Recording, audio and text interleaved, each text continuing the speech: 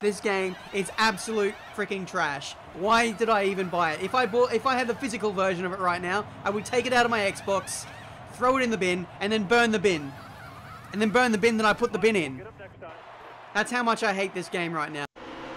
It's not that terrible then. So welcome guys to a NASCAR Heat 3 video.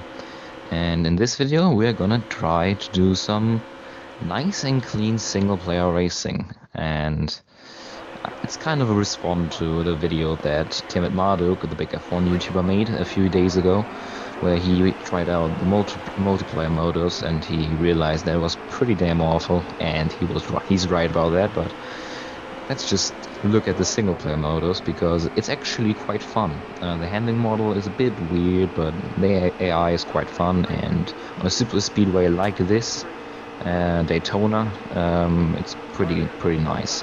So let's see, we qualified in 33rd of 40 cars, which isn't that great. We're driving my favorite driver's car, Chase Elliott, in the number 9 Mountain Dew Baja Blast Chevrolet.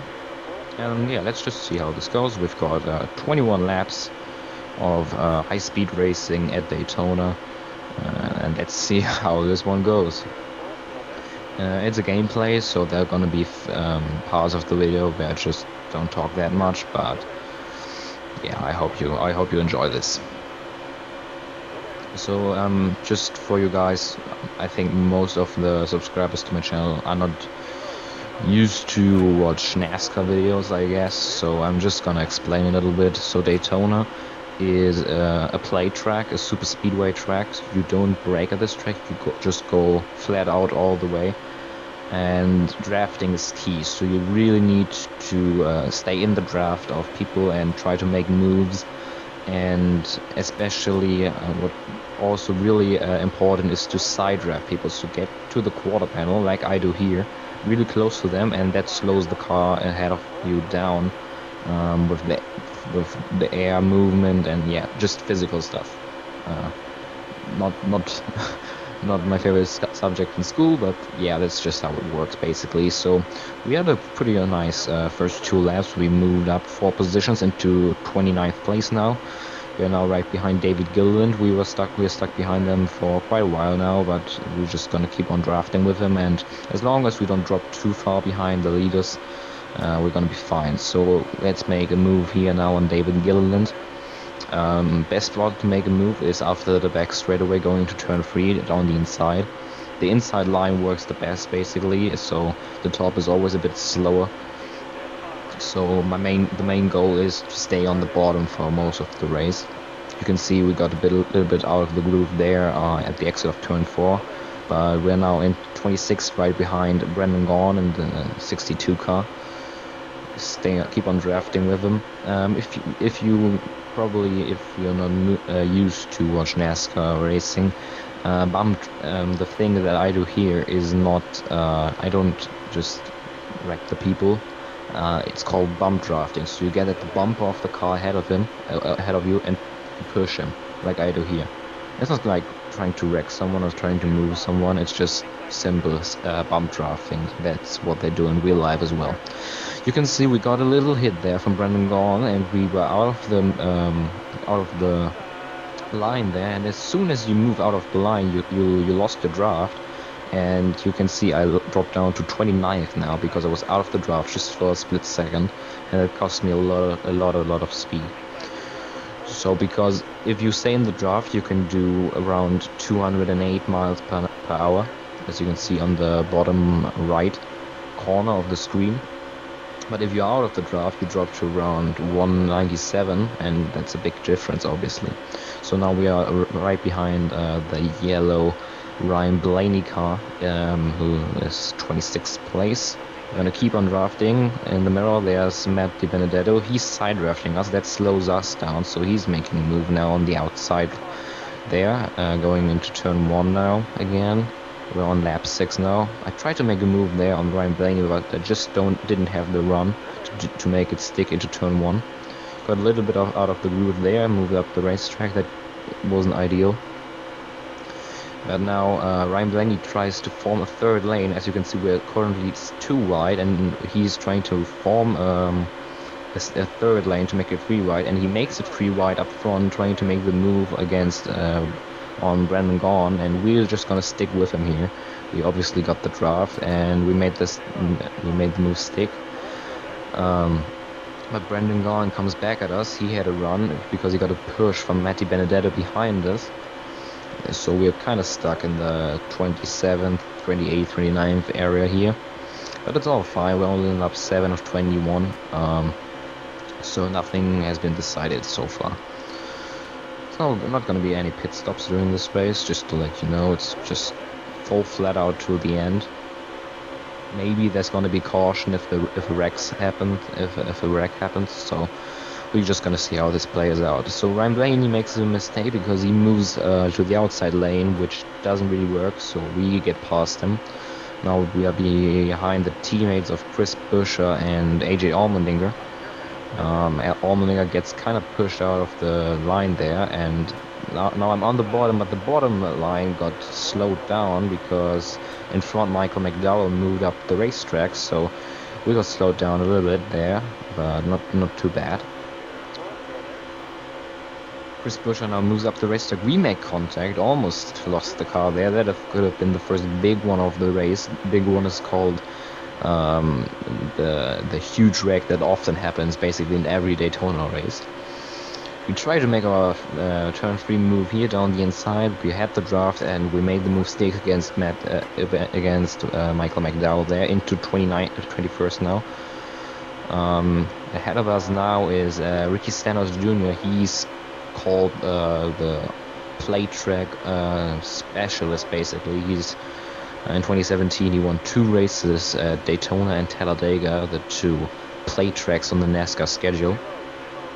And now we are behind 7-time NASCAR champion Jimmy Johnson, who gave us a nice pull there to get through the other guys. So we're now up to 17th. We're just gonna stay here in the draft of Jimmy Johnson, give a nice bump draft down the back straightaway, going into turn 3. We're just gonna use him as using his draft, using his slipstream. Now we are underneath Jamie McMurray, who's riding the top lane.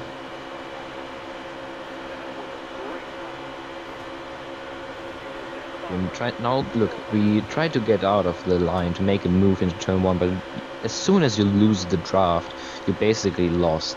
So we had to go back in line, and we're behind Jimmy Johnson now.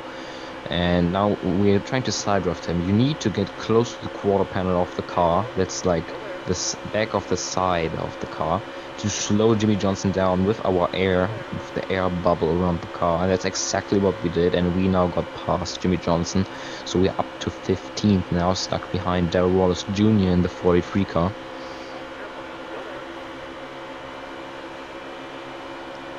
Let's talk a bit about the game itself. So NASCAR Heat, as we get really loose there, that was almost a wreck. Really close call, as we made contact with Darrell Wallace Jr. So the game is, the handling model is a bit odd. I'm playing with a pad because the wheel doesn't really work on this game. It's kind of weird. But yeah, on a plate track, on a super speedway like Daytona, where you just go flat out all the way, you can do that. It's a bit twitchy with the controller, but it works. It's not that bad. We tried the outside lane here, as you can see, but like I said, the outside lane doesn't really work at Daytona, so we are now stuck on the outside, and Paul Millard is gonna get us back there on the bottom lane, which we really need to get into the bottom lane again to be competitive, and that's exactly what we do. We move down on the bottom lane right in front of Kurt Busch.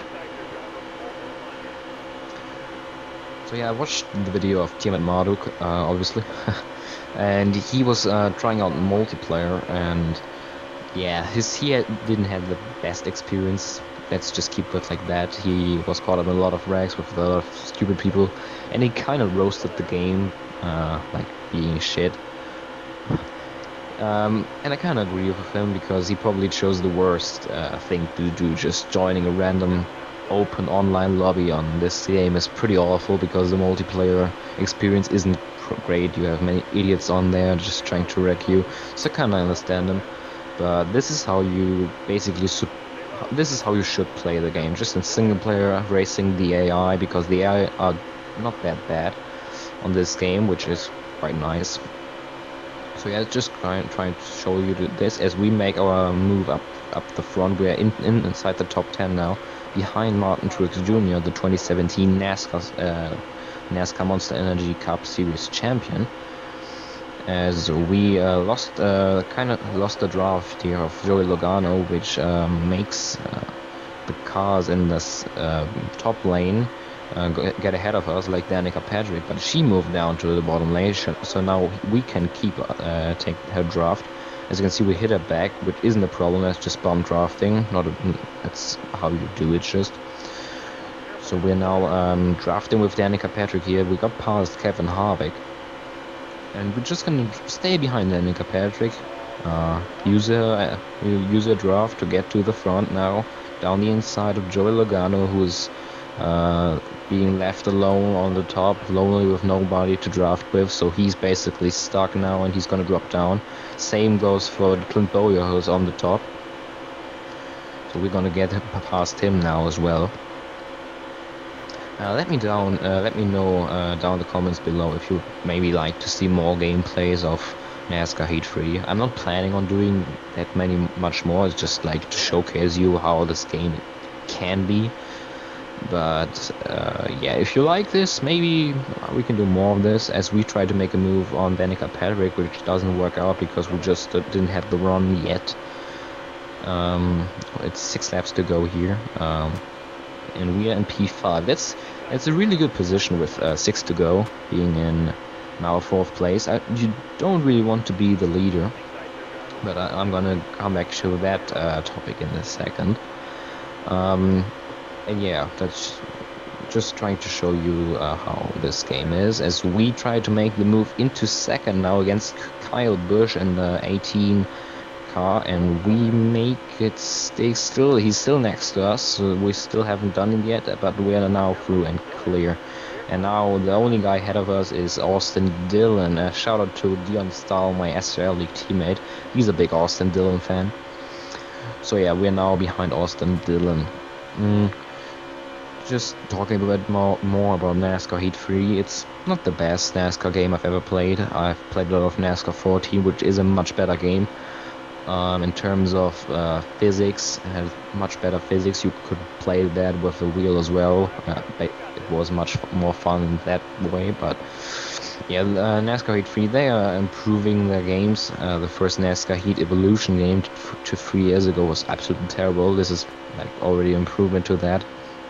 But yeah, they still got a long way to go. So yeah, that's what I have to say about the game. If you're wondering why I'm not moving into the lead yet, it's because I really don't want to be the leader. That kind of sounds weird if you're like an F1 fan, as you probably are. On an oval, not on an oval, on a super speedway like Daytona, on a plate track, you really don't want to be the leader, because at least I don't want to be the leader. In real life it's something different, but if you're the leader, you have to block the lanes and the runs the guys behind you get, and it's really tricky, and if you're not 100% clear of the car, you can easily get turned around and your day is basically done. So I'm trying to avoid that from happening, so that's why I'm just staying behind Austin Dillon, waiting for the laps to wind down till I make my move into the lead now. Just gonna stay in this draft, easily draft with him, everything's good.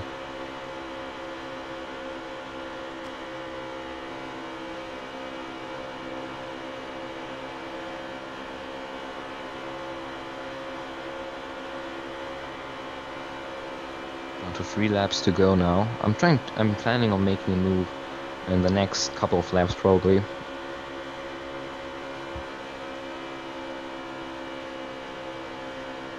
Trying to get the run now out of turn 2 so we can draft him down the back straight away to make our move down the inside into turn 3. Here we go. We've got the draft, and now make the move. We actually go to the outside because it was little bit close, the gap on the inside, and the outside really doesn't work, so we get slowed down, get out of the draft, and we have to let these guys through because there's no way of getting down to the bottom now. So we drop down to, as it looked like, P5, which still isn't bad. We can easily get to the front again in the next 2 laps, but it wasn't ideal, as we get past Paul Menard now already again.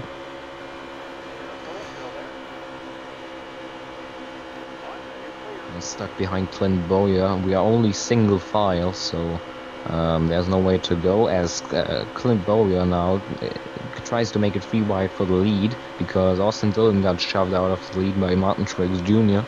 And I make it 3 wide into turn 3 with our second now.